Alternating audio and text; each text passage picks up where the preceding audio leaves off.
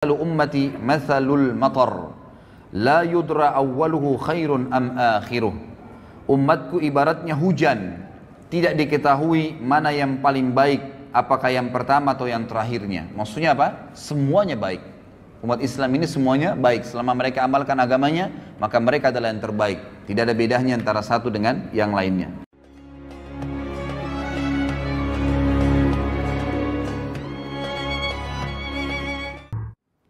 Assalamualaikum warahmatullahi wabarakatuh. Innal hamdalillah, segala puji bagi Allah Subhanahu wa taala. Nahmaduhu wa nasta'inuhu wa nastaghfiruh. Hanya kepadanya kita memuji, meminta pertolongan serta bertaubat dari dosa-dosa kita. Wa na'udzu billahi min syururi anfusina, dan hanya kepada Allah pula kita meminta dijauhkan dari keburukan-keburukan diri kita. Wa min sayyiati a'malina, dan dari dosa-dosa yang pernah kita lakukan. May yahdihillahu fala mudhillalah, barang siapa yang telah Allah berikan hidayah maka tidak akan pernah sesat selamanya. Wa may yudlilhu fala hadiyalah, dan barang siapa yang telah Allah sesatkan maka tidak akan mendapatkan petunjuk selamanya. Asyhadu an la ilaha illallah wahdahu la syarikalah wa asyhadu anna Muhammadan abduhu wa rasuluh. Saya bersaksi tidak Tuhan yang berhak disembah kecuali Allah, dan Muhammad benar-benar hamba juga utusannya.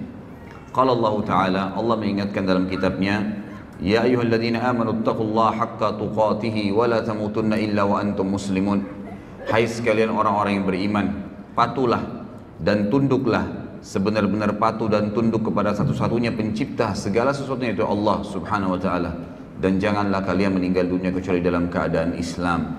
Di ayat yang kedua, qala Allah Ta'ala, Ya ayuhan nasu taqu rabbakumul ladzi khalaqakum min nafsin wahidah وخلق منها زوجها وبث منهما رجالا كثيرا ونساء واتقوا الله الذي تساءلون به والأرحام إن الله كان عليكم رقيبا. Hai sekalian manusia, sekali lagi bertakwalah, hanya patuh dan tunduklah kepada satu-satunya pencipta segala sesuatunya, yaitu Allah, yang telah menciptakan kalian dari jiwa yang satu, yaitu Adam alaihissalam, dan menciptakan dari jiwa yang satu istrinya Hawa alaihissalam, dan telah banyak memberikan keturunan laki-laki juga perempuan dari keduanya. Sekali lagi bertakwalah, hanya patuh dan tunduklah kepada Allah, dan jagalah hubungan silaturahim. Sungguhnya Allah senantiasa mengawasi kalian.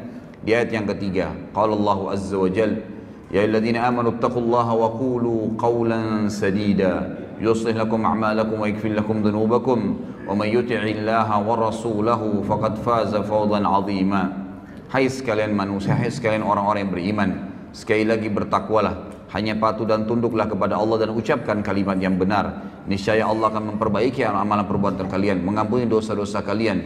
Barang siapa yang mentaati Allah dan Rasulnya, maka dia telah mendapatkan kemenangan yang besar. Amma ba'd, fa inna asdaqal hadithi kitabullah.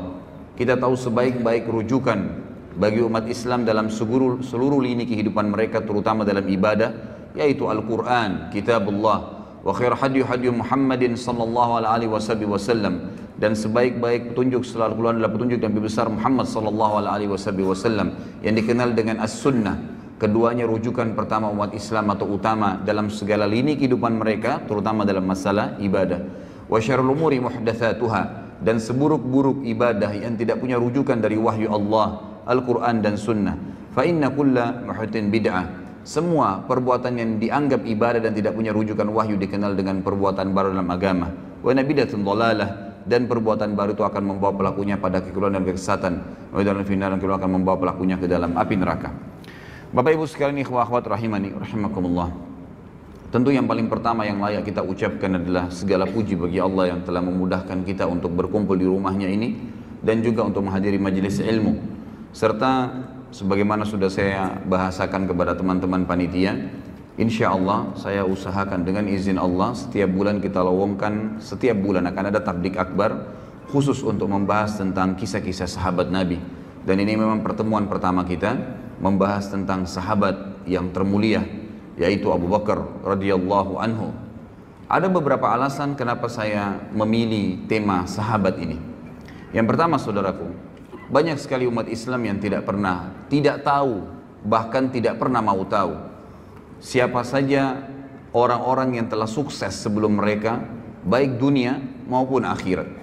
Yang mereka pikirkan adalah orang-orang yang masih hidup bersama mereka, yang dianggap belum berhasil sebenarnya. Mereka baru ya berhasil di poin-poin tertentu, di substansial kehidupan.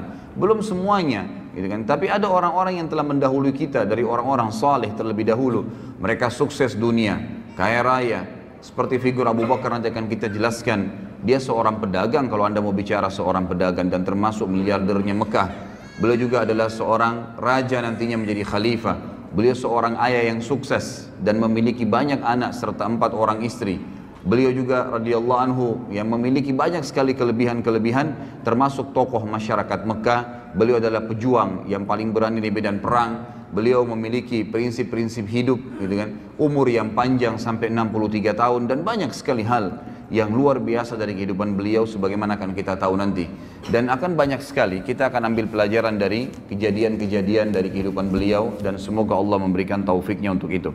Dan juga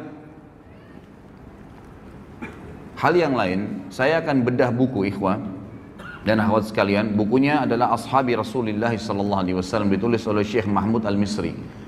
Allahu alam ya, setahu saya semenjak saya baca buku-buku tentang sahabat, saya temukan ini buku yang paling lengkap. Jadi kalau ada teman-teman yang berminat, saya sudah titipkan sama panitia, bisa mendapatkan di panitia. Buku ini ada 4 jilid ya, buku ini ada 4 jilid, dan buku ini akan kita bedah setiap bulannya. Jadi kalau kesempatan sekarang kita akan bahas Abu Bakar, maka yang depan insya Allah mungkin Umar bin Khattab dan seterusnya, maka akan terus mengikuti buku ini. Jadi pun kalau ikhwah dan akhwat memilikinya, maka akan terus kita bedah sampai selesai 4 jilid dengan izin Allah subhanahu wa ta'ala. Saya ingin titik beratkan dalam metode penyampaian saya nanti ini, ya, bahasan ini, dan ini bahasan yang cukup panjang sebenarnya. Sejarah Abu Bakar radhiyallahu anhu ini bukan sejarah yang pendek, sejarah yang panjang, dan Allahu alam kita tidak tahu bisa selesai sampai duhur atau tidak. Maka perlu saya tekankan kepada teman-teman bahwasanya saya tidak fokus kepada tanya jawab nantinya, tapi saya akan fokus ke materi. Dan ini yang lebih penting dalam majelis ilmu. Jadi majelis ilmu itu yang dinomor satukan adalah materi yang diterima, bukan pertanyaannya. Kalau Allah mudahin nanti di akhir waktu ada kesempatan untuk bertanya, alhamdulillah, gitu kan. Kalau tidak, maka bisa nanti menghubungi saya di luar materi ini seperti yang disampaikan oleh panitia. Setiap Rabu malam Maghrib Isya ada materi yang rutin saya sampaikan di masjid kita ini. Antara Maghrib Isya materi Kitab Al-Kabair, dan kemudian dilanjutkan tanya jawab sampai jam 9 malam, dan itu bebas Anda bertanya apa saja. Saya akan masuk dulu ke judul kita. Judul kita ini menggapai derajat Siddiq bersama Abu Bakar. Karena ada kalimat Siddiq yang saya terima atau yang saya titik beratkan pada saat saya sampaikan judul ke panitia, maka saya akan jelaskan dulu kalimat Siddiq itu sebelum masuk ke masalah siapa itu Abu Bakar dan apa yang kita bisa ambil dan kenapa beliau mendapatkan julukan Siddiq itu sendiri. Saudaraku, Siddiq itu diambil dari kata sadaqa yasduqu, yang berarti jujur, tanggung jawab, amanah, penuh kepercayaan. Itu artinya. Kalau seseorang itu memiliki sifat kriteria tadi dari definisinya, maka dia dikatakan siddiq untuk laki-laki dan siddiqah untuk perempuan.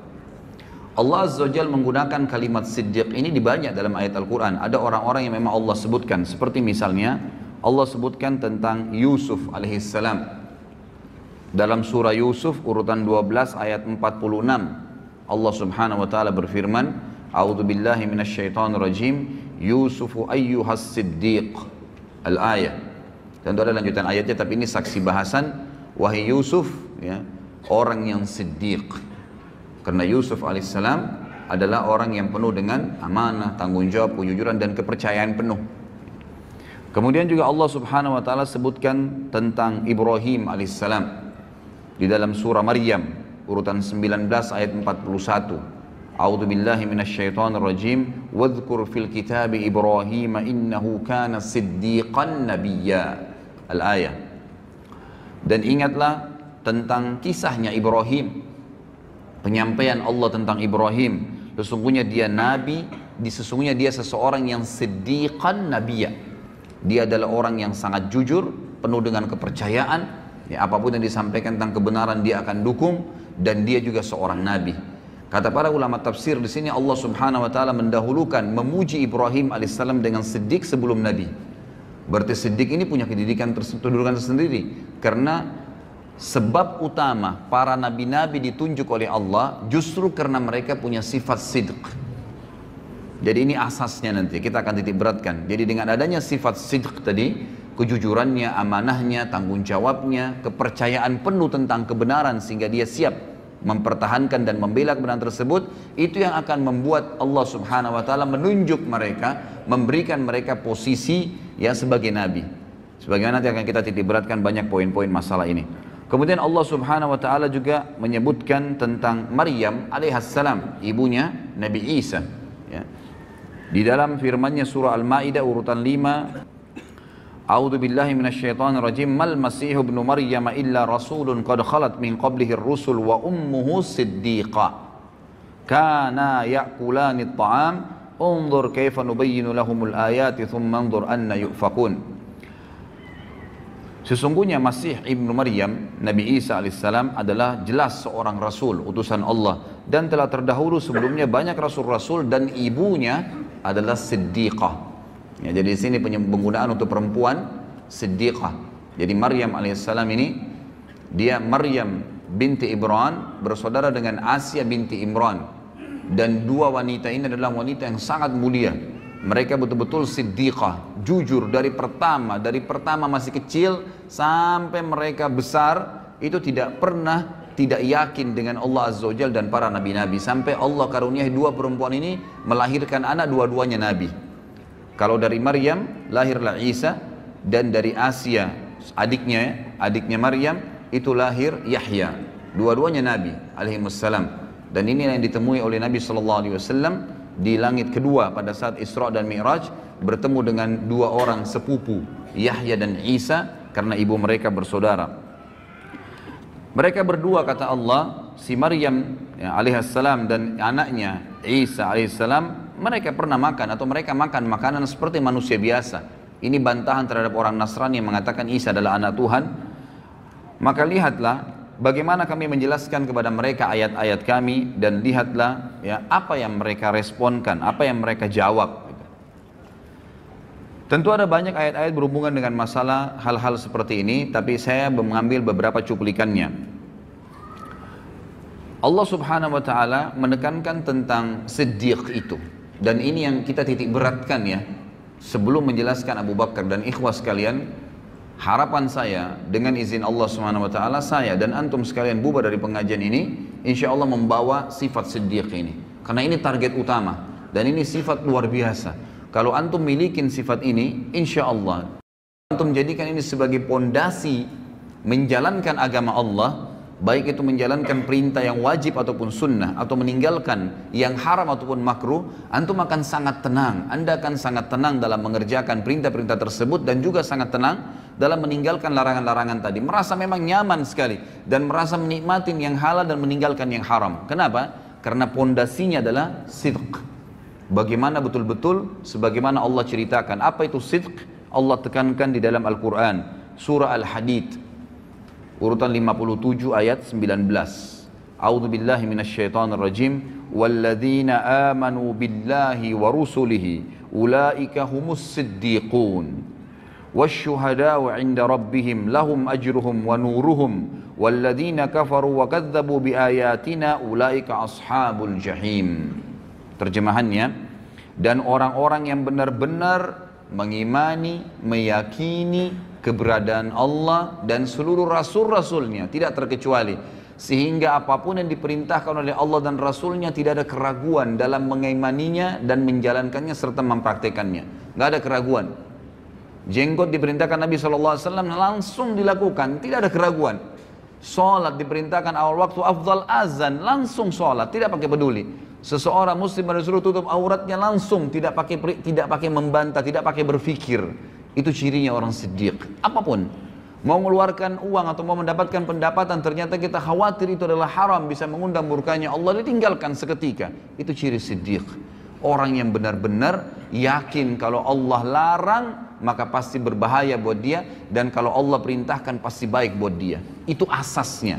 Kalau ini antum jadikan sebagai pondasi agama, itu luar biasa. Inilah derajat siddiq. Kata Allah, dan orang-orang yang telah mengimani Allah, yakin keberadaannya, dan mengamalkan semua apa yang Allah inginkan, serta mengimani seluruh Rasul, mengikuti mereka. Mereka lah orang-orang yang siddiq, dan juga yang dianggap jujur, dan tadi ya, penuh dengan kepercayaan, dan juga mereka akan menjadi saksi-saksi di hadapan Tuhan mereka nanti, dan mereka akan mendapatkan cahaya yang sempurna. Mereka akan mendapatkan pahala yang sempurna dan cahaya yang sempurna dari Tuhan mereka. Kata para ulama tafsir, cahaya ini adalah setiap orang melihatnya selalu merasa nyaman, selalu merasa dekat dengan Allah karena siddiqnya.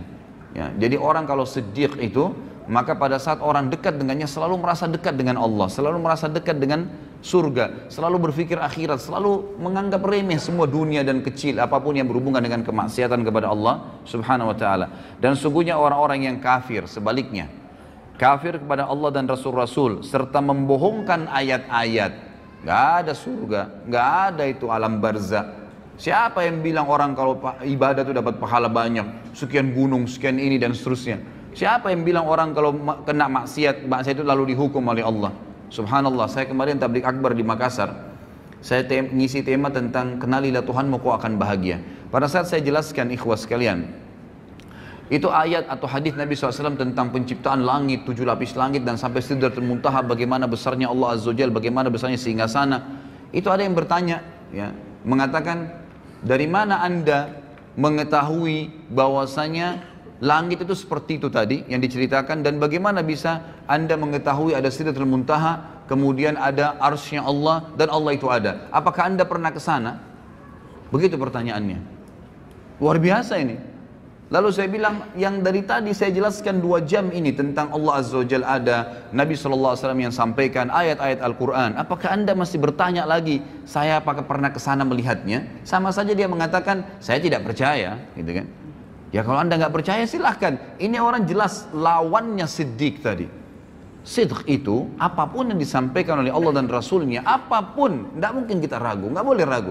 Sebagaimana nanti kita akan ambil dari pelajaran Abu Bakar radhiyallahu anhu yang luar biasa dalam, memang orang nomor 1 dalam orang yang mendapatkan gelar siddiq dari umat Muhammad sallallahu alaihi wasallam. Kata Allah, dan orang-orang yang kafir tidak meyakini dan membohongi ayat-ayat kami, maka mereka lah penghuni api neraka. Sebaliknya, tambahan juga ikhwah dan akhwat sekalian rahimani rahimakumullah, bahwasanya orang yang mencapai tingkat siddiq ini adalah orang-orang nanti akan diberikan surga tertinggi di akhirat nanti. Sebagaimana Allah Subhanahu wa taala menjelaskan dalam surah An-Nisa urutan 4 ayat 69. A'udzu billahi minasyaitonir rajim. Wa may yuti'illaha war-rasul fa ulaika ma'al ladzina an'ama Allahu 'alaihim minan nabiyyin was-siddiqin wasyuhada'i was-salihin wa hasuna ulaika rafiqa. Yang kurang lebih artinya, barang siapa yang mentaati Allah dan Rasulnya, semua yang Allah katakan dibenarkan, diamalkan, dipastikan tidak ada yang benar kecuali itu, dan juga diperintahkan oleh Rasulnya Muhammad SAW dipastikan benar, dan dia bangga dengan penampilan Islamnya, dengan makanan Islamnya, minuman Islamnya, ekonomi Islamnya, dengan politik Islamnya, semua dibenarkan, maka mereka lah orang-orang yang mendapatkan nikmat. Allah berikan nikmat dan Allah gabungkan mereka bersama dengan para nabi-nabi. Dan kata para ulama tafsir, nabi-nabi memiliki tempat di Firdaus, surga Firdausil A'la yang tertinggi. Lalu Allah SWT sebutkan, ya, selain nabi-nabi yang akan mencapai dari itu adalah orang yang datang setelah nabi, minan nabiyyin langsung was-siddiqin, dan orang yang membenarkan semua dan yakin serta bangga dengan itu. Memang kita bangga.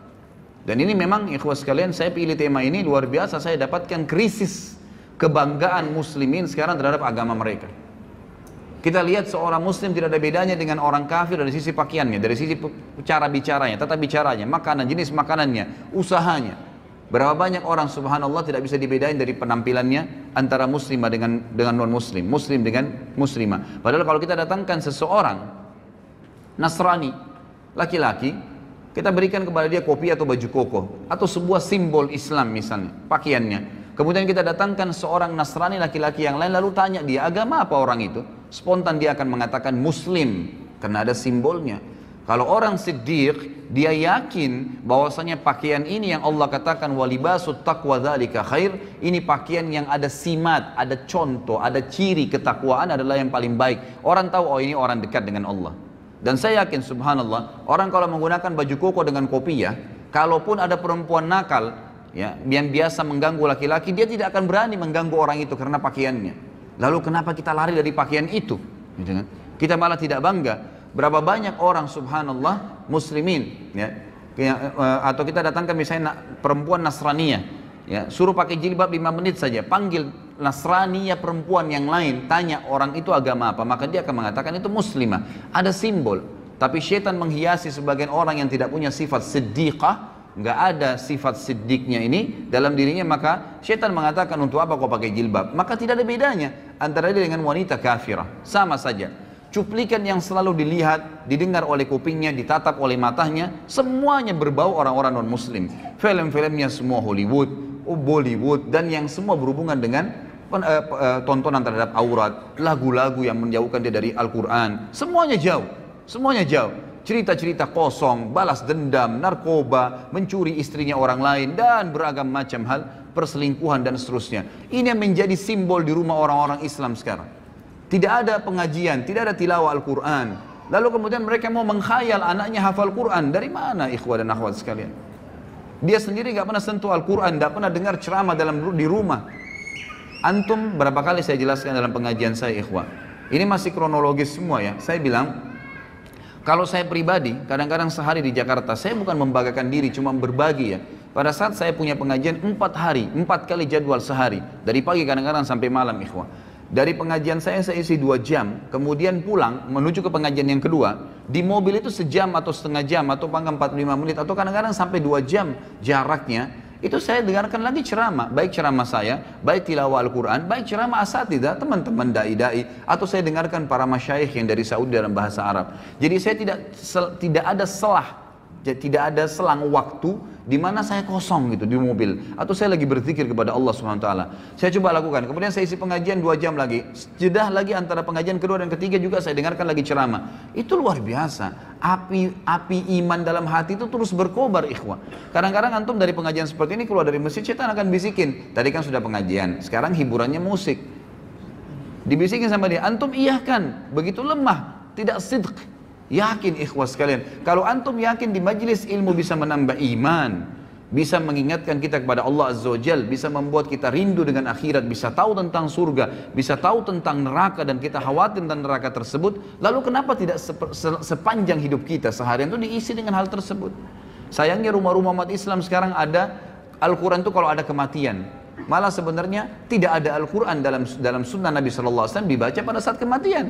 Sebaliknya mereka lakukan hal tersebut. Dalam masalah ekonomi, riba, ya, gharar, semuanya, kezaliman, manipulasi yang dilarang oleh Nabi SAW, dilarang oleh agama, tapi dilakukan. Alasannya apa boleh buat Ustaz? Nggak ada jalan lain.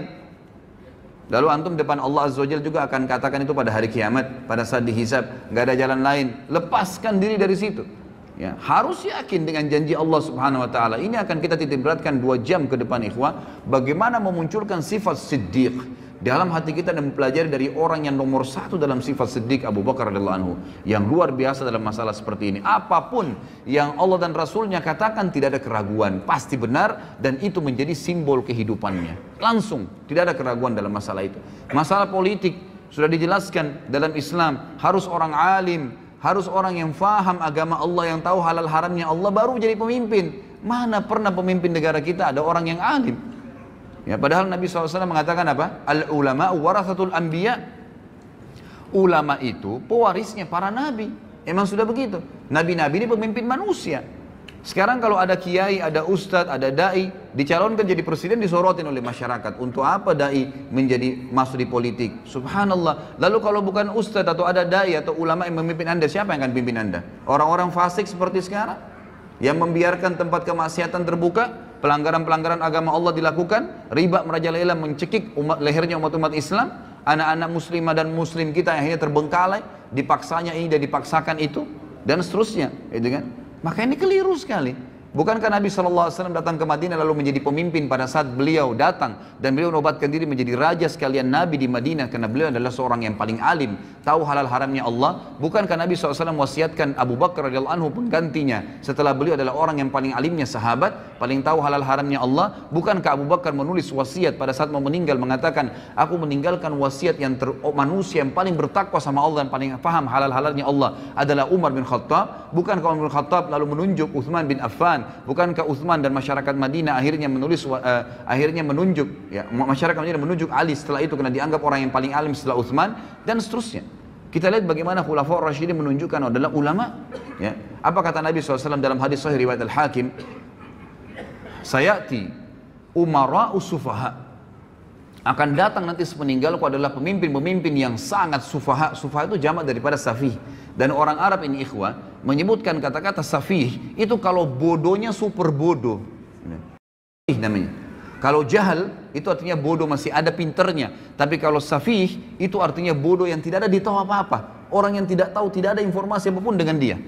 Maka apa kata Nabi SAW? Akan datang pemimpin-pemimpin yang sufaha, yang bodohnya luar biasa. Kenapa Nabi SAW katakan bodoh? Beliau lanjutkan hadis yang mengatakan umara'u la yahtaduna bihaddi wa la yastannuna bisunnati. Pemimpin-pemimpin yang tidak akan pernah mengambil petunjuk dariku, nggak mau nunjuk petunjuk Nabi Muhammad SAW, tidak mau tahu halal haramnya Nabi SAW. Nabi SAW ya seorang Nabi Muslim, ya sudahlah, saya juga Muslim, tapi nggak hubungnya dengan politik saya. Subhanallah. Ya. Lalu siapa yang anda jadikan patokan? Belanda, Inggris, negara-negara Barat, orang-orang kafir yang kufur kepada Allah Subhanahu Wa Taala. Lahirlah sistem demokrasi yang akhirnya siapa yang paling banyak suaranya, siapa yang paling kuat, ya orang masanya maka dia yang menang walaupun dia bodoh. Subhanallah khalik, gitu kan? Ini luar biasa karena kita jahilnya, kita tidak tahu tentang apa yang diajarkan Nabi SAW dan kita tidak sidq, kita tidak mempercayai itu. Seakan-akan ragu, benar nggak Islam nih? Benar nggak Islam itu bisa ngatur politik? Padahal 1345 tahun kita memimpin dunia. Bagaimana anda masih ragu dengan masalah itu? Lalu kata Nabi SAW, wa yastannuna bisunnati, dan tidak pernah ngikutin sunnah-sunnahku. Kita lihat sekarang negara-negara Islam. Jadi kacau balau, jadi gampang semuanya diobrak-abrik, jadi gampang. Tak naik pemimpin, ya tidak ada opsi lagi. Ini atau itu, dua-duanya nggak baik, dua-duanya begini. Karena anda tidak kembali kepada sistem yang sebenarnya. Allah Azza wa Jalla sudah tuntunkan di dalam kitabnya. Jadi kata Allah Subhanahu Wa Taala, dan orang-orang yang mentaati Allah dan Rasulnya dalam segala lini ikhwah. Al-Quran dan Sunnah di atas segalanya. Allah dan Rasulnya di atas segalanya. Di atas politik, di atas ekonomi, di atas rumah tangga, di atas jabatan, di atas pendapatan, di atas segala-galanya. Itu baru dikatakan orang itu sidq. Orang yang benar-benar yakin dan percaya penuh terhadap apa yang Allah dan Rasulnya turunkan. Barang siapa yang mentaati Allah dan Rasulnya, maka mereka lah yang akan bersama diberikan nikmat kepada nabi-nabi dan orang-orang yang siddiq, orang-orang yang terpercaya tadi, dan syuhada, orang yang mati syahid, wassalihin, dan orang-orang yang saleh, wa hasuna ulaika rafiqa, dan mereka lah sebaik-baik orang, ya, sebaik-baik orang.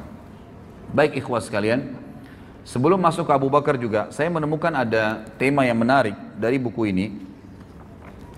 Sebelum jauh membahas masalah Abu Bakar radhiyallahu anhu, di sini ada disebutkan di buku ini. Nanti kalau anda memiliki buku ini atau antum memiliki buku ini, ada poin yang saya kemarin sempat terlintas membaca sepintas gitu. Lalu saya temukan memang ini poin yang tidak boleh luput dalam materi seperti sekarang kita ini.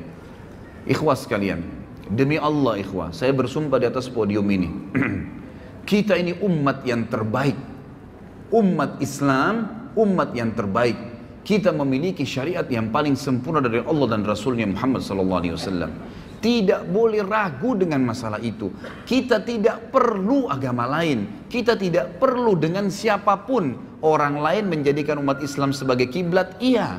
Tapi jangan kita yang berkiblat dengan mereka. Karena mereka berkiblat pada hal-hal yang melanggar dan kufur kepada Allah pencipta langit dan bumi. Sementara kita ini di bawah tuntunan pencipta langit dan bumi. Bagaimana bisa seorang muslim ragu? Dan ikhwas sekalian, kita akan bacakan dalil bagaimana umat Muhammad SAW adalah umat yang terbaik. Dan kita adalah umat memang yang mestinya memimpin dunia. Memang sudah begitu. Jadi tidak boleh ragu dengan masalah itu. Dengarkan ikhwah. Kata Allah Subhanahu Wa Taala di dalam Al-Quran, surah Al-Imran ayat 110. Kalau pegang buku ini bisa lihat halaman masih awal-awal ya, halaman 41. A'udzu billahi minasyaitonir rajim. Bismillahirrahmanirrahim. kuntum khaira ummatin ukhrijat linnasi ta'muruna bil ma'rufi wa tanhauna 'anil munkari wa tu'minuna billah. Al-ayah. Kalian umat Islam, umat Muhammad SAW adalah sebaik-baik umat yang telah dilahirkan untuk siapa? Untuk manusia akhir zaman, untuk seluruh manusia dari zaman Adam alaihissalam sampai hari kiamat. Kalian adalah sebaik-baik umat, artinya kalian pemimpinnya, kalian yang harus jadi patokan, kalian harus jadi panduan, kalian yang menjadi contoh bagi orang lain. Dan kalian, sifat kalian adalah kalian selalu menyeru kepada yang ma'ruf. Apa yang Allah perintahin, selalu kalian bilang, nggak bisa tuh karena Allah larang, bisa tuh karena Allah yang bolehkan, selalu begitu. Rasulullah contohkan, Rasulullah nggak contohkan, itu sifatnya umat Islam. Menyeru kepada yang ma'ruf artinya yang Allah dan Rasulnya perintahkan. Wa tanhauna 'anil munkar, dan kalian melarang kemungkaran yang Allah dan Rasulnya larang. Hanya itu patokannya. Wa tu'minuna billah, dan kalian meyakini sepenuhnya tentang keberadaan Tuhan Allah Subhanahu wa taala. Kemudian juga disebutkan di dalam surah Al-Baqarah ayat 143. Kelebihan yang kedua umat Islam adalah kata Allah Subhanahu wa taala, a'udzubillahi minasyaitonir rajim, wa kadzalika ja'alnakum ummatan wasatan litakunu syuhada'a 'alan nasi wa yakuna ar-rasulu 'alaikum syahida. Dan demikian pula kami menjadikan kamu hai umat Islam umat pertengahan. Tidak ada sesuatu yang berat sekali, tidak ada juga yang ringan sekali, di tengah-tengah. Sementara umat sebelum kita punya hal-hal yang berat. Kalau antum belum tahu, umat Nabi Musa alaihissalam itu kalau mereka berbuat dosa besar, taubatnya bukan kayak kita. Taubatnya kalau kita ini tinggal sesalin, tinggalin, selesai. Janji sama Allah tidak ulangin, diampuni dosanya. Kalau sama Nabi Musa, Pak, kalau ada umatnya mengeluh, wahai Musa, saya baru berzina, saya baru buat dosa besar. Apa kata Musa alaihissalam dalam surah Al-Baqarah? Faqtulu anfusakum, bunuh diri kalian. Berat itu. Buat dosa, taubatnya bunuh diri. Zaman dulu. Umat Islam tidak seperti itu, enggak seberat itu, ringan, lebih ringan. Tidak juga terlalu menggampang-gampangkan permasalahan. Lalu dikatakan, agar kalian menjadi saksi atas perbuatan manusia dan agar Rasul Muhammad menjadi saksi atas perbuatan kalian. Di dalam hadis yang sahih diriwayatkan oleh Imam Bukhari dan juga dalam kitab tafsir, ada sebuah hadis yang mulia dari Abu Sa'id Al-Khudri radhiyallahu anhu bahwasanya Nabi SAW bersabda, ini yang pegang buku di halaman 43 ya. Yud'a Nuhun yaumal qiyamah fayaqulu labbaika wa sa'daika ya rabbi fayaqulu hal ballagta ayyir risala fayaqulu na'am fayuqalu li ummatihi hal ballagakum fayaquluna ma atana min nadhir fayaqulu man yashhadu laka fayaqulu Muhammadun wa ummatuhu fayashhaduna annahu qad ballag wa yakunu ar-rasulu 'alaikum syahida fadzalika qawluhu jalla dzikruhu wa kadzalika ja'alnakum ummatan wasatan litakunu syuhada'a 'alan nasi wa yakuna ar-rasulu 'alaikum syahida. Pada hari kiamat nanti Nuh alaihissalam akan dipanggil oleh Allah, lalu dia menjawab, aku menjawab panggilanmu wahai Rabbku, aku penuhi panggilanmu. Allah bertanya, apakah engkau sudah menyampaikan risalah yang telah aku wajibkan terhadapmu? Nabi Nuh mengatakan, benar. Selama 950 tahun Nabi Nuh alaihissalam mendakwai kaumnya. Lalu umat Nabi Nuh ditanya oleh Allah, apakah Nuh sudah menyampaikan kepada kalian? Kata para ulama hadis, mereka sudah lihat neraka pada saat itu. Takut masuk neraka, apa jawaban mereka? Mereka menjawab, tidak ada seorang pun pembawa peringatan yang datang kepada kami. Artinya Nuh nggak benar nih, nggak pernah Nuh dampingin kepada kami. 950 tahun didakwai oleh Nabi Nuh alaihissalam. Allah bertanya kepada Nuh untuk menjelaskan posisi umat Muhammad SAW dan juga mendirikan hujjah, ya, agar umat Nabi Nuh tidak bisa lagi mengelak. Kata Allah SWT kepada Nuh, siapa yang menjadi saksi untukmu? Nuh menjawab, Muhammad dan umatnya. Maka umat Muhammad SAW pun semuanya datang, tidak terkecuali, bersaksi bahwa Nuh telah menyampaikan dan Rasulullah SAW menjadi saksi atas mereka sebagaimana Allah telah firmankan dalam Al-Quran. Dan demikian pula kami telah menjadikan kamu umat Islam, umat pertengahan agar kamu menjadi saksi atas perbuatan manusia dan agar Rasul Muhammad menjadi saksi atas perbuatan kalian. Di dalam hadis yang lain, kata Nabi SAW dari Jabir radhiyallahu anhu, hadis ini diriwayatkan oleh Ibnu Abi Hatim dengan sanad jayyid, dan juga disebutkan dalam Al-Hafidh dalam Fathul Bari maksudnya. Kata Nabi SAW, ma min rajulin minal umami illa wadda annahu minna ayyatuhal ummah, ma min nabiyyin kadzabahu qaumuhu illa wa nahnu syuhada'uhu yaumal qiyamah an qad ballaga risalatallahi wa nasaha lahum. Tidak ada seorang pun dari umat-umat sebelum kita, kata Nabi SAW, kecuali dia berharap berasal dari kita, wahai umat Islam. Ini perkataan Nabi ya. Sekali lagi kata Nabi SAW, ketahuilah tidak ada seorang pun dari umat-umat sebelum kita, karena kita ini umat terakhir, gitu kan. Kecuali karena nabi-nabi mereka sampaikan nanti akan datang umat terakhir, nabinya paling sempurna, umatnya paling baik, paling banyak pengikutnya, paling pertama masuk surga, banyak kelebihan-kelebihan nanti. Lalu mereka kecuali berharap, semuanya berharap umat-umat sebelum kita, termasuk golongan kita ini, termasuk golongan kita umat Islam. Tidak ada seorang nabi pun yang didustakan oleh kaumnya kecuali kita adalah saksi-saksinya pada hari kiamat bahwasanya dia telah menyampaikan risalah Allah dan menasihati mereka. Juga disebutkan di dalam hadis yang lain, ini mohon maaf saya tidak bisa bacakan semua karena hadisnya panjang. Saya pindah ke halaman setelahnya, halaman 45. Kata Nabi SAW dalam hadis yang sahih diriwayatkan oleh Ahmad dan Tirmidzi juga Ibnu Majah, dan ini dihasankan oleh Syekh Albani sebagaimana dijelaskan dalam footnote-nya. Kata Nabi SAW, innakum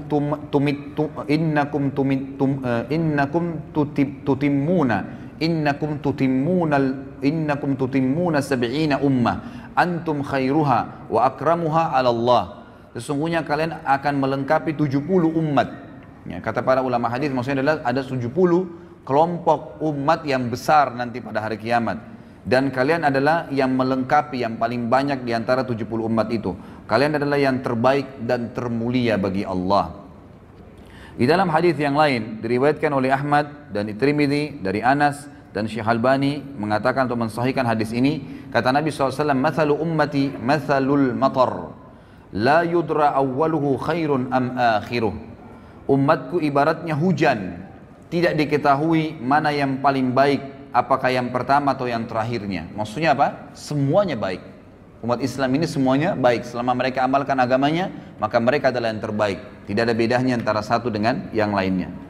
Juga kata Nabi SAW di dalam hadis yang sahih riwayat Abu Daud, Tabarani, dan juga Hakim, Nabi SAW bersabda, ummati hadhihi ummatun marhumatun laysa 'alaiha 'adzabun fil akhirah innama 'adzabuha fid dunyal fitan wazzalazilu wal qatlu wal balaya. Umatku ini adalah umat satu-satunya yang dikasihani oleh Allah, tidak ada azab atas mereka di akhirat. Maksudnya orang-orang ya yang umat Islam ini umumnya, kata ulama hadis, sebelum mereka meninggal itu diberikan kesempatan untuk bertaubat. Selalu diingatkan oleh Allah Subhanahu wa taala. Jadi betul-betul orang yang masuk ke neraka nanti dari umat Islam ini umat-umat yang betul-betul menyimpang, benar-benar tidak mau bertaubat, tidak mau kembali ke jalan Allah Subhanahu wa taala. Akan tetapi azabnya akan datang di dunia dalam bentuk fitnah-fitnah, gempa bumi, pembunuhan, mungkin mereka dibunuh oleh orang-orang lain, dan wabah penyakit.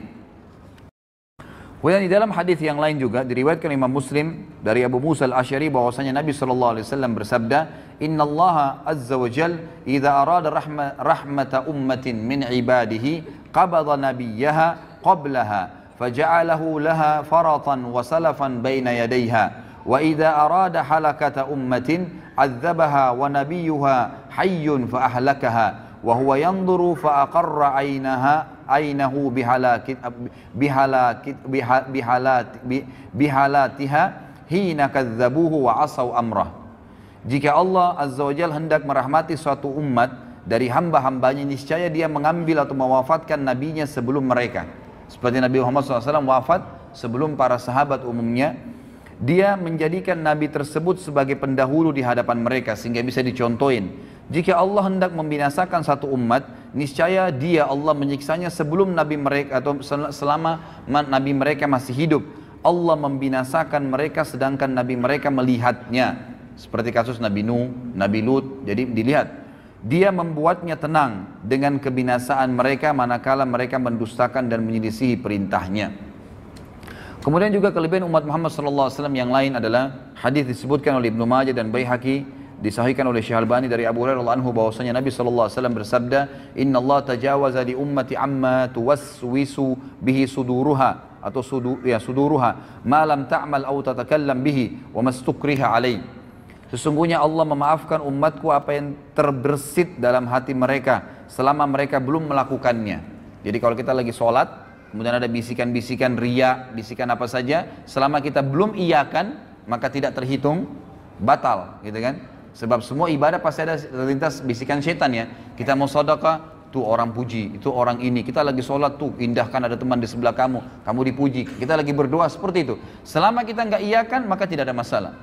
Tapi kalau kita sudah iyakan, baru terjadi riya itu, mendapatkan dosa. Seperti itu. Allah SWT memudahkan bagi umat ini seperti itu. Jadi Allah Subhanahu wa taala memaafkan umatku apa yang terbersit dalam hati mereka, maksudnya digoda oleh syaitan selama mereka belum melakukannya atau mengucapkannya, dan apa yang mereka dipaksa atasnya. Kalau dipaksa lakukan satu perbuatan, kalau tidak dia akan dibunuh. Seperti kasus Ammar bin Yasir, ya radhiyallahu anhu, pada saat ayahnya dan ibunya Ammar dan Sumayyah dibunuh oleh Abu Jahal, maka Ammar masih kecil, umurnya 7 tahun, 8 tahun. Ketakutan, disiksa sama Abu Jahal. Abu Jahal bilang, saya akan siksa kamu, saya tidak bunuh langsung, sampai habis semua kulitmu, sampai kamu kesakitan luar biasa dan kamu mati tersiksa, kalau kau tidak kufur kepada Muhammad. Maka kata Ammar, baiklah, apa yang kau mau wahai Abu Jahal? Kata Abu Jahal, katakan saya kufur kepada risalahnya Muhammad, kufur kepada kenabian Muhammad. Maka Ammar mengatakan, saya kufur kepada risalahnya Muhammad. Lalu Abu Jahal tidak puas, lewatlah unta betina. Lalu kata Abu Jahal, saya tidak akan lepaskan kau kecuali kau katakan unta ini Tuhanku. Maka Ammar pun berkata, unta ini Tuhanku, baru dilepas. Ammar bin Yasir radhiyallahu anhu waktu lepas dari azab merasa menyesal, ya terbebani hatinya. Kenapa tadi nggak sekalian biarin aja saya disiksa? Lalu dia datang kepada Nabi SAW mengatakan, umur 7 tahun, 8 tahun ini luar biasa imannya.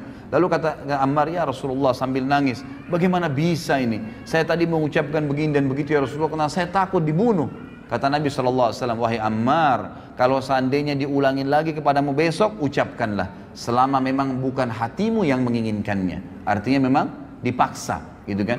Ini terlepas dari, ini adalah sebuah hal yang tidak dihukum bagi umat Muhammad sallallahu alaihi wasallam. Kemudian juga dikatakan oleh Nabi sallallahu alaihi wasallam di dalam hadis diriwayatkan oleh Ibnu Abi Asim dari Anas dan dihasankan oleh Syekh Albani dalam Sahihul Jami', kata Nabi SAW, Inna Allah Ta'ala kad ajara ummati min an tajtami ala dhalalah. Sesungguhnya Allah Ta'ala telah melindungi umatku sehingga mereka tidak bersepakat di atas kesesatan. Artinya selama mereka berpegang pada Al-Quran dan Sunnah, maka mereka insya Allah tidak akan sesat. Kemudian juga ya, di dalam hadis yang diriwayatkan oleh Imam Muslim dan Ahmad juga Nasai dari Hudzaifah radhiyallahu anhu, bahwasanya Nabi sallallahu alaihi wasallam bersabda, "Fuddilna 'alan nasi bi thalath. Ju'ilat sufufuna ka sufufil malaika, wa ju'ilat lana al-ardu kullaha masjida, wa ju'ilat turbatuha lana tahura, idza lam najidil ma, wa u'titu hadhihi al-ayat min akhir suratil Baqarah min kanzin tahtal arshi lam yu'taha nabiyyun qabli." Kami diberikan umat Islam ini 3 keutamaan, kata Nabi SAW, atas semua manusia. Yang pertama, saf-saf kami dijadikan seperti safnya para malaikat. Ya, jadi memang pengaturan saf salat itu dianjurkan seperti safnya malaikat, sebagaimana sabda Nabi SAW kepada para sahabat dalam hadis Bukhari Muslim, tidakkah kalian mengatur saf kalian sebagaimana para malaikat mengaturnya? Lalu kata para sahabat, bagaimana malaikat mengatur saf mereka ya Rasulullah? Kata Nabi SAW, mereka menyempurnakan saf demi saf, setelah penuh baru pindah ke saf yang kedua, setelah penuh baru pindah saf ketiga, dan seterusnya. Yang kedua adalah seluruh bagian bumi ini dijadikan bagi kami sebagai masjid. Boleh dibangun masjid dimanapun tempatnya, selama tanah itu bukan tanah hasil rampasan atau yang haram, maka boleh dibangun masjid. Dan yang ketiga, debunya bumi ini dijadikan untuk kami sebagai alat bersuci jika kami tidak mendapatkan air. Bisa bertayamum dari mana saja, ya, debu yang ada. Dan diturunkan kepadaku ayat-ayat ini dari akhir surah Al-Baqarah, ya, dari perbendaharaan di bawah arsy-Nya Allah yang tidak diberikan kepada seorang nabi sebelumku. Kemudian juga tentu di sini ada banyak sekali ya hadis-hadis Nabi SAW yang mungkin saya tidak bisa bahas semua. Tentu saya berharap ikhwan dan akhwat bisa memiliki bukunya sekali lagi, karena buku ini akan kita bedah setiap bulannya dengan izin Allah. Kalaupun memang Allah memberikan ada halangannya, maka minimal Anda sudah memiliki buku rujukan yang saya jadikan sebagai referensi utama ini. Di sini ada banyak sekali ya, dan saya tutup dengan hadis ya, di mana Nabi SAW menyebutkan ada dua hadis ya, yang pegang buku di halaman 53 langsung. Kata Nabi SAW di dalam hadis diriwayatkan oleh Ahmad dari Abu Bakar radhiyallahu anhu dan disahihkan oleh Syekh Albani dalam Sahihul Jami'. Kata Nabi SAW, "U'titu 70 alfan min ummati yadkhuluna al-jannata bighairi hisab, wujuhuhum kal qamari lailatal badr wa qulubuhum ala qalbi rajulin wahid. Fastazattu Rabbi azza wa jal fazadani ma'a kulli wahidin 70 alfa." Ini kemuliaan yang luar biasa. Aku diberikan 70.000 dari umatku yang masuk surga tanpa hisab. Wajah mereka seperti rembulan di malam purnama, dan hati mereka di atas hati satu orang, artinya semuanya sama imannya. Aku lalu meminta tambahan kepada Rabbku, maka dia Rabbku memberiku tambahan. Setiap satu orang dari 70.000 itu ditambahkan 70.000 orang yang lain, sehingga masing-masing mereka bisa membawa 70.000. Jadi 70.000 kali 70.000, dan ini tidak ada bagi umat-umat sebelum kita. Ini luar biasa sekali Allah SWT berikan kepada kita. Kemudian dikatakan juga di dalam hadis yang lain,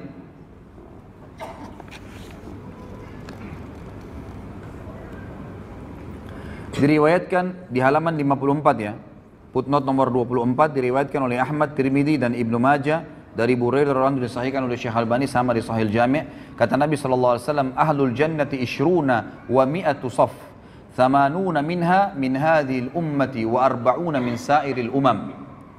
Penduduk surga itu sebanyak 120 saf nanti jumlahnya, ya 120 saf.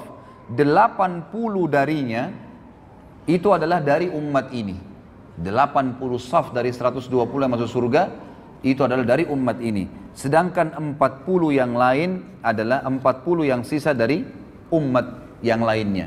Jadi cuman bayangkan ya, dari Nabi Adam alaihissalam sampai Nabi Isa alaihissalam, berapa miliar manusia, itu cuman 40 saf. Sementara kita ini 80 saf yang masuk ke dalam surga pada hari kiamat. Kata ulama hadis, ini menandakan fadilah yang sangat besar, dan dijanjikan juga umat ini akan sangat banyak jumlahnya, akan sangat banyak pengikutnya. Baik, ini kurang lebih wacana, gambaran tentang pentingnya kita mengetahui kita adalah umat yang terbaik, ikhwah. Maka banggalah dengan agama Islam ini, jalani hidup ini, jadikan Islam sebagai tradisi, dan jangan balik. Garis bawah kata-kata saya ini, jangan balik, jangan menjadikan tradisi sebagai Islam, nggak boleh. Tradisi, suku, adat, negara, habiskan semua, nggak ada. Bagi saya, karena saya Muslim, Islam yang menjadi tradisi hidup saya, selesai.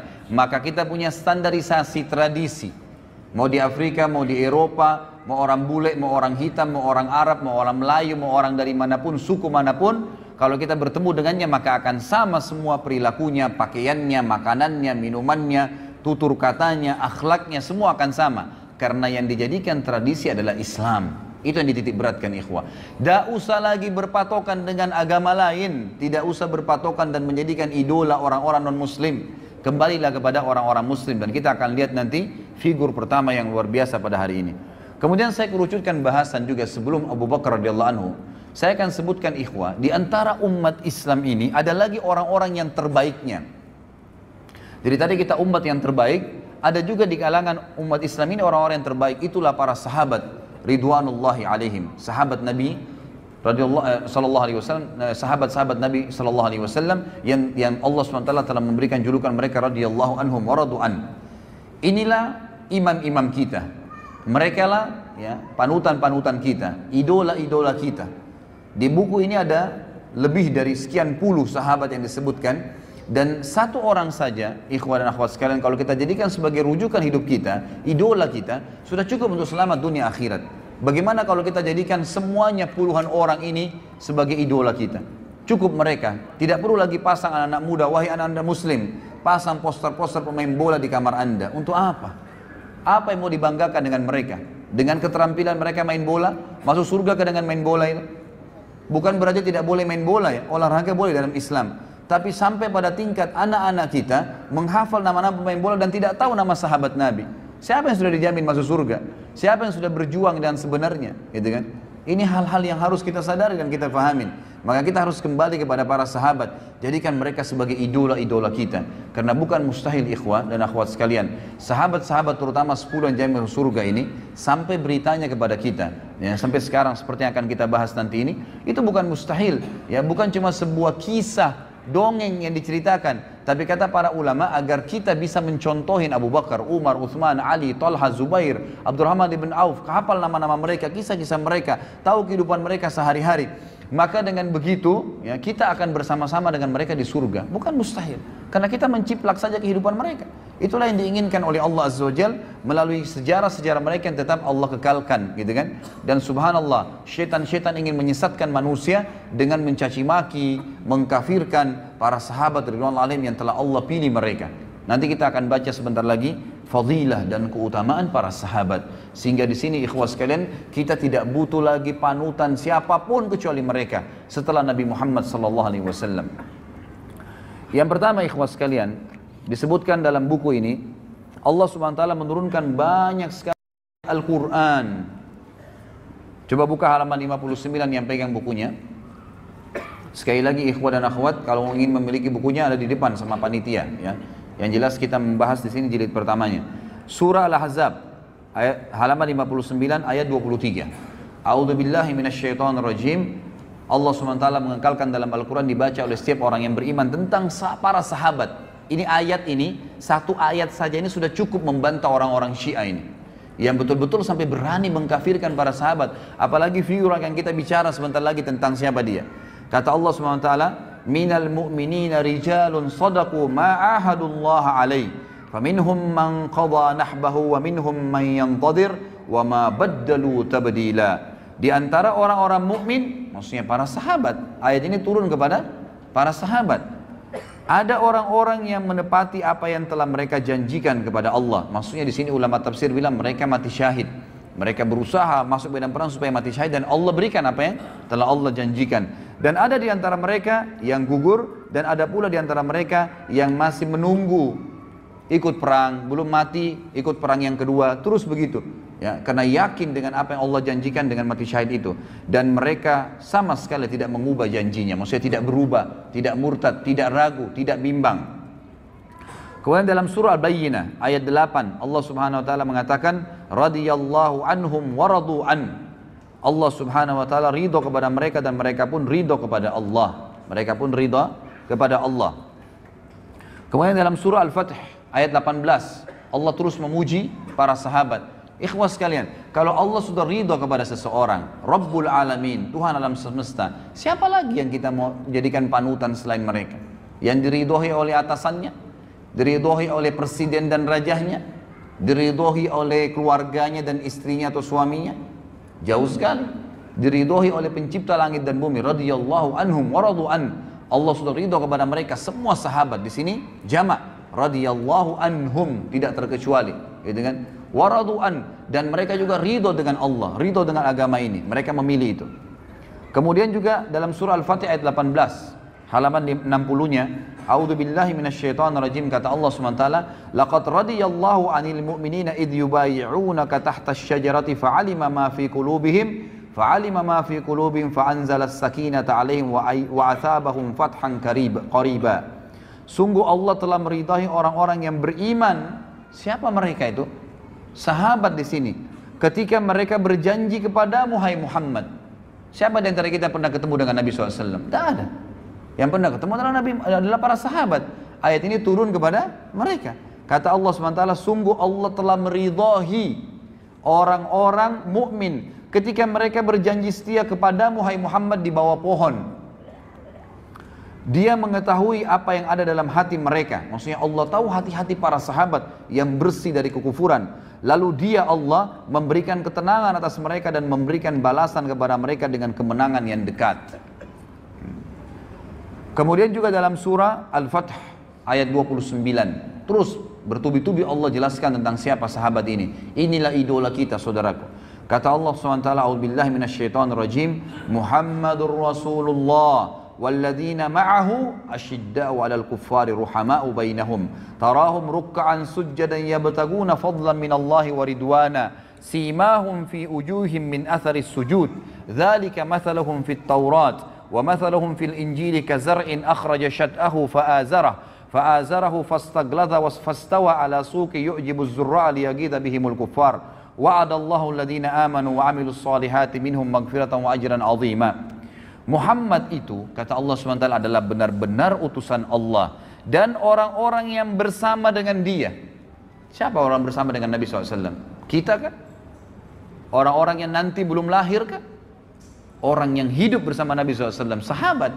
Makanya para ulama memberikan definisi sahabat adalah orang yang melihat Nabi SAW dengan mata kepalanya, beriman dengan Nabi SAW dan meninggal dalam keyakinan tersebut. Itu namanya sahabat.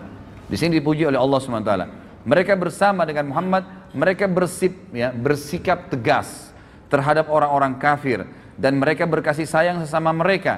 Kalian melihat mereka ruku dan sujud, ini cirinya para sahabat, selalu sibuk dengan ruku dan sujud saja, ibadah kepada Allah SWT, mencari karunia Allah dan keridhaannya. Pada wajah mereka tampak tanda-tanda bekas sujud, di dahi mereka hitam.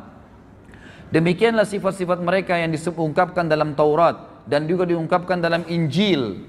Jadi dalam Taurat dan Injil sudah disebutkan ciri-ciri para sahabat ridwanullahi alaihim. Jadi ini bukan orang-orang yang cuma sekedar dari umat kita saja, maksudnya hanya sekedar dari umat kita dan disebutkan dalam Al-Quran, tapi memang Allah pastikan Taurat, Injil sebelum mereka lahir sudah disebutkan siapa itu sahabat. Luar biasa nih kedudukan sahabat nih.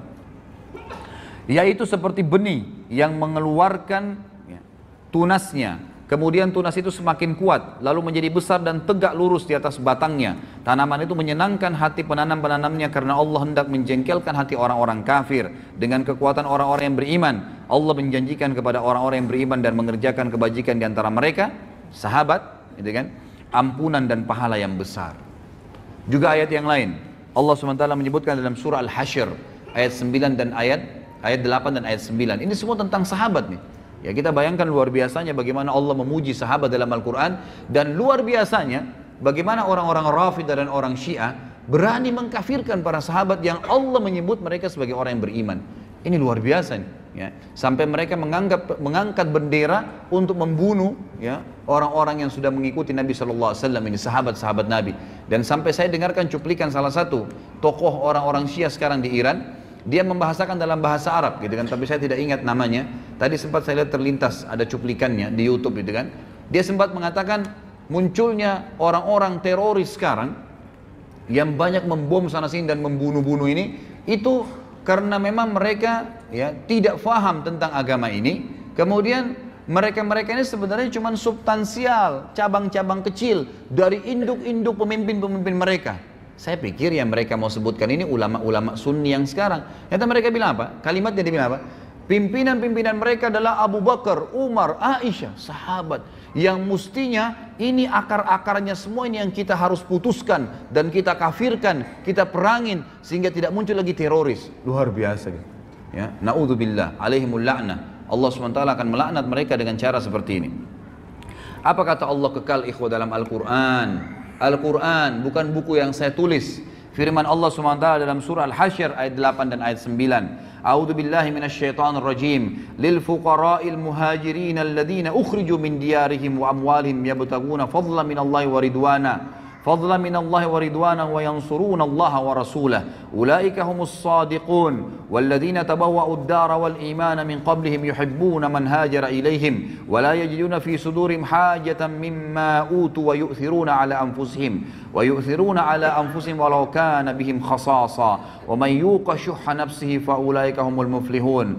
Harta rampasan perang itu untuk orang-orang fakir yang hijrah, yang terusil dari kampung halaman mereka dari Mekah. Siapa mereka? Sahabat Nabi. Dan meninggalkan harta bendahnya di Mekah demi mencari karunia Allah, dan mereka hijrah ke Madinah mencari keridhaan dan demi menolong agama Allah dan Rasulnya. Mereka itulah orang-orang yang benar dan orang-orang yang Ansar. Jadi dua-dua dipuji nih. Sahabat ada Muhajirin dan Ansar. Muhajirin dari orang-orang Mekah Allah puji. Mereka meninggalkan harta dan kota mereka, negeri mereka, hijrah untuk Allah dan Rasulnya. Dan orang-orang Ansar yang di Madinah yang menyambut mereka, sahabat-sahabat Nabi yang telah menempati kota Madinah. Siapa yang menempati kota Madinah di zaman Nabi SAW? Sahabat Nabi. dan telah beriman sebelum kedatangan mereka, para muhajirin, kepada Nabi Muhammad SAW. Mereka mencintai orang-orang yang berhijrah ke tempat mereka, dan mereka tidak menaruh keinginan dalam hati mereka terhadap apa yang diberikan kepada mereka, muhajirin. Maksudnya memberi balasan, memberikan bantuan kepada muhajirin, tidak berharap balasan. Itu sifat sahabat-sahabat Ansar. Meskipun mereka juga memerlukannya, dan siapa dijaga diri dari kekikiran, berhitungan di jalan Allah, maka mereka itulah orang-orang yang beruntung. Mereka lah orang-orang yang beruntung. Kemudian surah At-Taubah ayat 88 sampai 89. Terus Allah sebutkan banyak ayat tentang sahabat nih. Sengaja saya angkat ayat-ayat ini dan saya bahas ikhwah dan akhwat sekalian rahimakumullah agar kita tahu nih, inilah idola-idola kita ini ahli-ahli surga dan sudah sukses di dunia juga di akhirat. Di dunia nanti akan kita lihat kisah Abu Bakar radhiyallahu anhu. Kata Allah SWT, Taubah 88-89, A'udzubillahi minasyaitonirrajim, lakinir rasul walladzina amanu ma'ah jahadu bi amwalihim wa anfusihim wa ulaika lahumul khairat wa ulaika humul muflihun. A'addallahu lahum jannatin tajri min tahtiha al-anharu khalidina fiha, dzalikal fawzul azim. Tetapi Rasul dan orang-orang yang beriman bersama dia, beriman kepada Nabi Muhammad sallallahu alaihi wasallam, sahabat, mereka berjihad dengan harta dan jiwa. Mereka itu memperoleh kebajikan. Mereka itulah orang-orang yang beruntung. Sahabat dipuji oleh Allah SWT. Allah telah menyediakan bagi mereka surga yang mengalir di bawahnya sungai-sungai. Mereka kekal di dalamnya. Itulah kemenangan yang agung. At-Taubah ayat 100. A'udzubillahi minasyaitonirrajim. Ayat setelahnya. Was-sabiqunal awwaluna minal muhajirin wal ansari walladzina ittaba'uhum bi ihsan. والذين اتبعوهم بإحسان رضي الله عنهم ورضوا عنه وعد لهم جنات تجري تحتها الأنهار خالدين فيها أبدا ذلك الفوز العظيم. Dan orang-orang yang terdahulu lagi yang pertama-tama masuk Islam dari golongan muhajirin dan ansar. Kata ulama tafsir, penyebutan Allah SWT muhajirin ansar memastikan tidak mungkin orang lagi mendustakan kalau ini turun kepada para sahabat ridwanullah alaihim, karena tidak ada orang yang berjulukan Muhajirin dan Ansar kecuali para sahabat Nabi. Dan orang-orang yang mengikuti mereka dengan baik setelah itu. Semua orang yang mengikuti para sahabat setelah meninggalnya sahabat dan Nabi SAW, Allah ridho kepada mereka. Dan mereka pun ridho kepada Allah. Allah menyediakan bagi mereka surga-surga yang mengalir di bawahnya sungai-sungai. Mereka kekal di dalamnya selama-lamanya. Itulah kemenangan yang agung. Ikhwah akhwat sekalian, ikuti para sahabat, sahabiat Nabi. Pertahankan sampai malaikat maut mencabut ruh anda, maka pasti kita akan masuk surga. Allah yang berfirman, Allah sediakan surga yang di bawahnya mengalir sungai-sungai. Gak usah pusing lagi dengan artis fulan, idola profesor, doktor ini. Sibuk dengan sahabat Nabi ridwanullahi alaihim. Wallahi ikhwah, Abu Bakar gak punya ijazah dari Amerika, Umar gak punya ijazah dari Eropa, tapi memimpin negara, menjadi orang yang sangat adil, dan mereka kaya raya, pedagang yang berhasil, keturunannya semua sukses. Ya, kita akan lihat bagaimana Abu Bakar dalam kehidupannya luar biasa. Ya, bukan berarti saya katakan tidak usah berpendidikan formal, silahkan, gitu kan. Tapi jangan itu dijadikan sebagai idola, panutan, seakan-akan sudah melupakan semua orang-orang yang sudah kita sebutkan dari kalangan sahabat. Selanjutnya surah At-Taubah ayat 117. Kata Allah Subhanahu wa taala, a'udzubillahi minasyaitonirrajim, laqad taballahu 'alan nabiyyi wal muhajirin wal ansari alladziina ittaba'uuhu fi sa'atil usr. Alladziina ittaba'uuhu fi sa'atil usrati min ba'di ma kada yazigu qulubu fariqin minhum thumma taba 'alaihim innahu bihim raufur rahim. Allah berfirman, ya, sungguh Allah telah menerima taubat Nabi Muhammad sallallahu alaihi wasallam dan orang-orang muhajirin dan orang ansar. Di sini Allah bukan sebutkan mukminin umumnya, tapi di sini dikhususkan Nabi dan muhajirin dan ansar, artinya sahabat-sahabat yang mengikuti Nabi pada masa-masa kesulitan di awal-awal Islam. Sulit sekali menyebarkan Islam. Ikhwah sekarang dan akhwat sekalian, kita luar biasa ya. Lahir zaman sekarang ini luar biasa kalau bagi saya bilang. Kita lahir Quran sudah sempurna, masjid sudah banyak, orang tua kita muslim, ya. Di mana-mana tersebar agama Islam. Sudah jelas, masjid di Mekah sudah bebas dari kekufuran, Madinah sudah bisa dikunjungin, orang bisa umroh haji sepuasnya. Luar biasa Islam. Kalau kita lahir di zaman Nabi SAW, ikhwah, nggak gampang jadi sahabat. Luar biasa sulitnya. Nggak ada lampu, nggak ada penerangan pada saat itu. Ada seorang nabi buta huruf, nggak bisa baca, nggak bisa nulis, ngaku nabi. Kira-kira kalau antum hidup di zaman Mekah dulu, beriman nggak? Gitu kan? Tidak ada lampu, nggak ada apa-apa. Orang yang hidup bersama-sama di padang pasir lalu ngaku saya nabi. Gitu kan? Apalagi nanti kita bahas masalah Isra dan Mi'raj. Ada borak, kuda bersayap, terbang. Perjalanan Palestina Mekah sebulan bisa ditempuh dalam satu malam. Mungkin kita bersama dengan Abu Jahal, naudzubillah. Gitu kan? Tapi kita hidup sekarang luar biasa. Hidup dengan sahabat itu masa-masa kesulitan. Luar biasa mereka bisa beriman pada saat itu.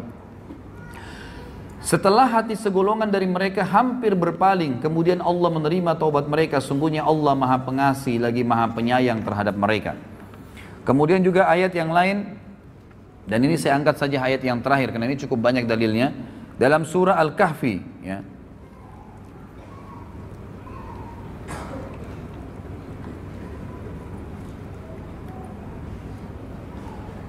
Baik, saya pilih ayat yang lain ya. Kita cari ayat yang kira-kira ayat Al-Imran terakhir ya. Al-Imran di halaman 65 ayat 172 174. A'udzu billahi minasyaitonir alladzina istajabu lillahi war rasuli min ba'di ma asabahumul karh lilladzina ahsanu minhum wattaqau ajrun 'adzim. Alladzina qala lahumun nasu innan nasa qad jama'u lakum fakhshawhum فزادهم إيمانا وقالوا حسبنا الله ونعم الوكيل فانقلبوا بنعمة من الله وفضل لم يمسسهم سوء واتبعوا رضوان الله والله ذو فضل عظيم. Orang-orang yang mentaati perintah Allah dan Rasul Muhammad SAW setelah mendapatkan luka dalam perang Uhud. Siapa yang hadir di perang Uhud? Kita kan? Para sahabat Nabi. Orang-orang yang berbuat kebajikan dan bertakwa di antara mereka, para sahabat, mendapatkan pahala yang besar, yaitu orang-orang yang mentaati Allah dan Rasulnya. Yang ketika ada orang-orang yang mengatakan kepada mereka di perang Uhud, orang-orang Quraisy telah mengumpulkan pasukan untuk menyerang kalian, karena itu takutlah kepada mereka. Apalagi berita Muhammad SAW telah terbunuh pada saat itu. Ternyata ucapan itu justru menambah kuat iman mereka, para sahabat. Dan mereka menjawab, cukuplah Allah menjadi penolong bagi kami dan dia sebaik-baik pelindung. Maka mereka kembali dengan nikmat dan karunia yang besar dari Allah. Mereka tidak ditimpa suatu bencana dan mereka mengikuti keridhaan Allah. Allah mempunyai karunia yang besar. Ini ayat-ayat ikhwah dan cukup banyak ayat-ayat yang lain, tapi kita suka sampai sini ayatnya. Saya akan angkat di sini perkataan Ibnu Mas'ud tentang para sahabat Nabi. Sahabat menceritakan tentang sahabat. Apa kata beliau? Di sini penulis mengatakan sungguh indah ucapan Ibnu Mas'ud radhiyallahu anhu tentang para sahabat Rasulullah sallallahu alaihi wasallam. Dia berkata, "Inna Allah nadhara fi qulubil ibadi fawajada qalba Muhammadin sallallahu alaihi wasallam khaira qulubil ibad. Fastafahu li nafsihi fabta'athahu bi risalati.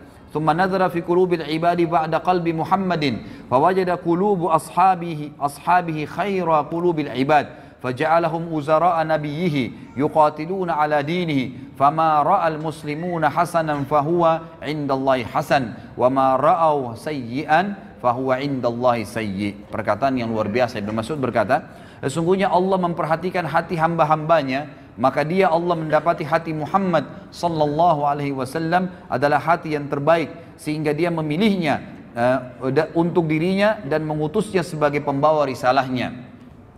Kemudian Allah Azza wa Jalla melihat hati hamba-hambanya setelah hati Muhammad sallallahu alaihi wasallam, maka dia mendapati hati para sahabatnya adalah hati yang terbaik, sehingga dia menjadikan mereka sebagai pendukung-pendukung nabinya yang berperang di atas agamanya. Apa yang dipandang baik oleh para sahabat kaum muslimin pada saat itu, maka ia juga baik di mata Allah.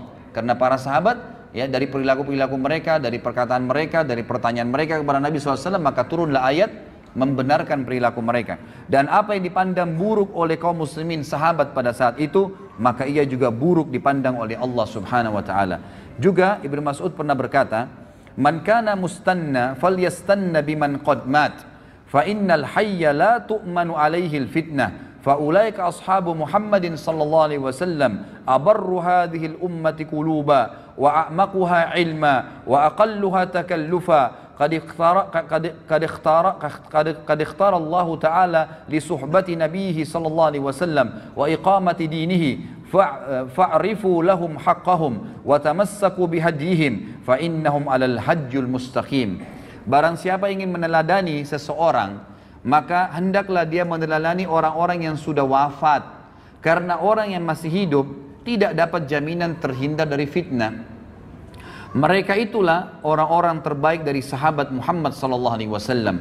Umat ini yang paling mulia hatinya. Dari umat Muhammad ini para sahabat yang paling mulia hatinya, paling mendalam ilmunya dan paling sedikit memaksakan ya dirinya. Maksudnya di sini memaksakan diri dalam hal-hal duniawi. Allah Ta'ala telah memilih mereka untuk menjadi sahabat-sahabat Nabi-Nya Sallallahu Alaihi Wasallam dan menegakkan agamanya, dan kenalilah, maka oleh karena itu kenalilah hak-hak mereka dan berpeganglah kepada petunjuk-petunjuk mereka karena mereka berada di atas jalan yang lurus. Diriwayatkan oleh Ibnu Abdul Bar dalam Jami' Bayan Ilm wa Fadli, dan juga disebutkan melalui jalur Qatadah dan Ibnu Mas'ud diriwayatkan, dan Syekh Albani mengatakan ya dikatakan ini adalah hadis yang sahih.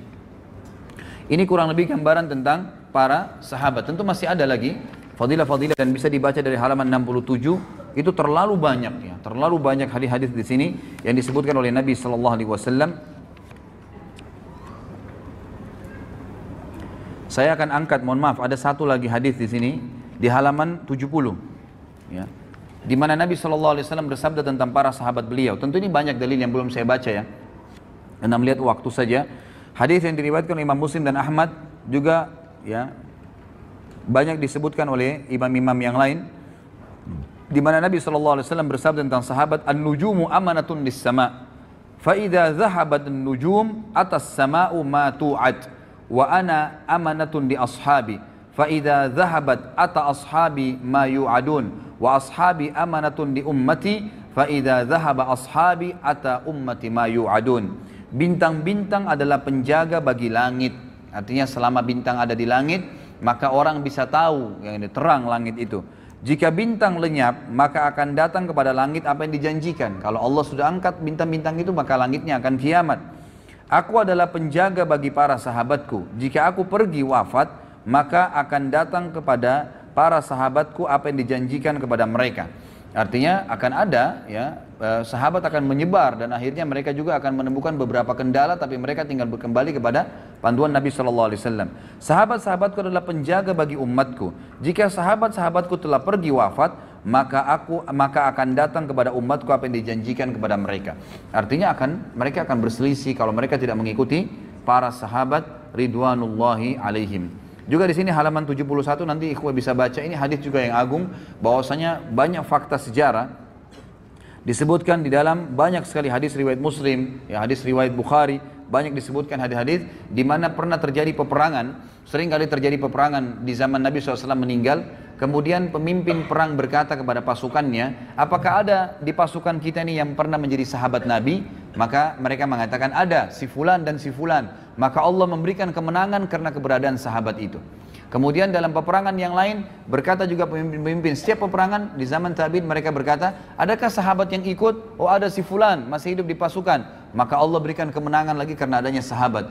Lalu setelah itu, setelah para sahabat meninggal semua, lalu terjadi peperangan, pernah terjadi fakta lapangan, para tabi'in berkata, ya seorang pemimpin perang pernah berkata, apakah ada orang di antara kalian yang pernah menemani sahabat Nabi, maksudnya menjadi sahabatnya Nabi, tabi'in?